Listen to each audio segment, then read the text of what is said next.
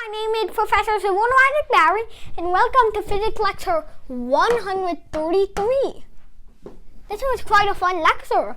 So, today we're going to be looking at, excuse me? Yeah, start from the left side. So, today we're going to be looking at some more physics. Now, what do you mean more physics, Samuel Isaac? Well, we're going to be looking at physical pendulums. Well, you're probably going to tell me after that, Sabrina, we already dealt with physical pendulums. How can you tell me a ball on a rope is not a physical pendulum? Well, that's a simple pendulum. That's another type of pendulum. Physical pendulum looks a little different. But before that, let me just give an example and recap on what a simple pendulum was. See these light bulbs over here? Well, they're attached to the ceiling of this room, and if I shake them, you can see that the rope they're on will obviously swing back and forth. So you can see that that's there, so I'm going to stop this from becoming any more of a distraction and potentially crashing down on that mattress. And let's give an example of a physical pendulum. Now, look at my feet. Well, you normally would think that walking isn't really a thing that involves physics. Just swiping there around you with your legs. But walking actually involves a kind of pendulum. What is that pendulum? Well, your legs. Well, how is that a pendulum? Your legs obviously aren't hanging from a rope. At least I don't think they are. And your trousers don't extend from that rope, so yeah. Might be pretty weird to say that these legs right here are pendulums. Now, this is a pretty weak marker. Let's see if this is any better. Oh, God. So, I can put. So, now that we know that is there, so let's say that we have, a man, and he's walking. So now, to simplify things, let's just make this a stick man. So,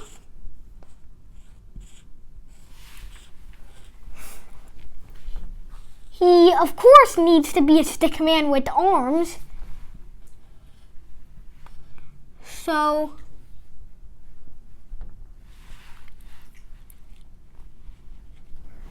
sorry if I'm not a good drawer, not Picasso, but that's what I drew. He has an absurdly long neck. Note that. So, let's zoom in on his legs. So,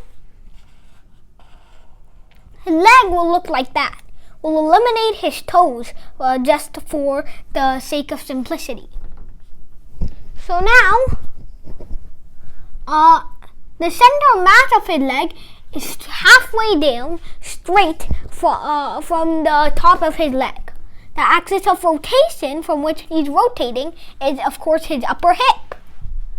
So that's his axis of rotation, that's his center mass, and this distance from the axis of rotation to the center mass we'll call little l, and that's 0.45 meters. Big L would be exactly twice that number, or 0.9 meters. So, here are what we know so far. We know that L is equal to 0.9 meters, little l is equal to 0.45 meters, and the final thing we know is that this man has an absurdly long neck. So, yeah. These are the three things we know about his leg. So, what can we find using this information? Now, we can't really find anything using the third piece of information, so we can probably eliminate that. But the second and first information are a different story. Now, what we're trying to find here is the period and what it takes for him to cycle through, one cycle, or one cycle where he uses both his left and his right foot. So the period for a regular, simple pendulum would be 2 pi square root of mg small l squared over I squared. No, just I think. And back when times were simpler, we would just say that I was equal to, m capital L squared. And that's what we did. But that is not the case anymore. You know why? Now, this doesn't completely rely on the rope. This relies only on the object itself. So, using a certain theorem, we can write that the moment of inertia will be the moment of inertia of the center of mass, using the center of mass, like from the center of mass, sorry, if I'm being, vague, plus m lowercase l squared. Now, either a little bit of calculus needs to be used, or we can just write a simple equation. Now, I'm going to explain the calculus later, and for now, we're going to be using the simple equation. So, now center of mass can be written as 1/12 of m capital L squared plus m tiny l squared. So now, we know that tiny l would be equal to big L over 2. So that gives us 1/12 plus 1/4 times ml squared if you do the math. Capital L squared. That will give us 1/3 m big L squared.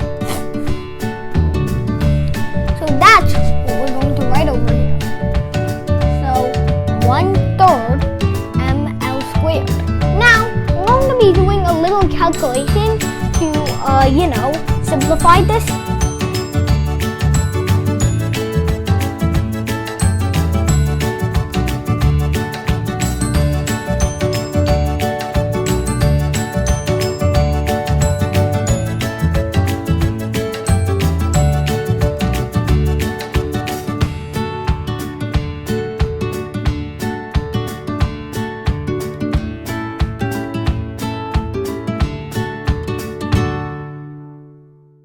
Subscribe to Bally Science Lab and hit the bell that shows up for even more notifications when we make a video. Thank you for watching. Bye!